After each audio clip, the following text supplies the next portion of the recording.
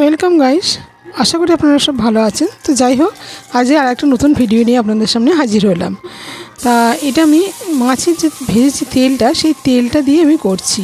তো এতে আমি আদা, টমেটো আর কাঁচা লঙ্কার পেস্টটা দিয়ে দিলাম।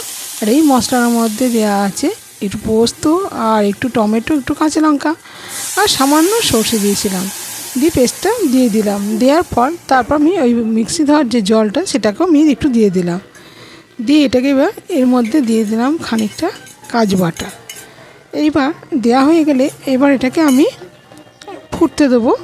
তা ফোটার সাথে সাথে আমি একটু টক দইও দিয়ে দিলাম। তাতে কী হবে, স্বাদটা মানে সমান সমান থাকবে, টক ঝাল মিষ্টি সুন্দরভাবে হয়। আর দই দিলে তো একটু স্বাদ বেড়েই যায়। তো যাই হোক, আমি এরপর নুন, হলুদ আর একটু চিলি ফ্লেক্স দিয়েছিলাম। তা যাই হোক, দিয়ে এবার এটাকে আমি একটু ফুটতে দেবো।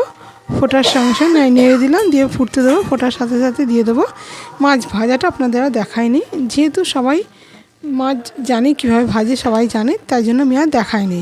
তাই মাছগুলো সবকটাই আমি দিয়ে দেবো। দেখুন কিরকম লাল লাল করে ভেজে নিয়েছিলাম।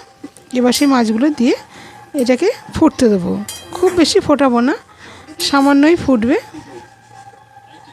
তা যাই হোক, এবার এতে দিয়ে দিলাম খানিকটা কসুরি মেথি। দারুণ স্বাদ হয়, আপনারা পারলে এইভাবে ট্রাই করে দেখবেন, দুর্দান্ত খেতে লাগে। আর সামান্য একটুখানি চিনি দিলাম। তা যদি ভালো লেগে থাকে আমার এই রেসিপিটা আপনাদের কাছে, তাহলে আমার চ্যানেলটাকে সাবস্ক্রাইব করুন, পাশে থাকবেন, লাইক কমেন্ট করতে ভুলবেন না। দুর্দান্ত একটা মাছের রেসিপি, আর এটা ছিল রুই মাছ। তা কেমন লাগলো রেসিপিটা? যদি ভালো লেগে থাকে তাহলে অবশ্যই কমেন্ট করে জানাতে ভুলবেন না। এই ছিল আমার রেসিপি।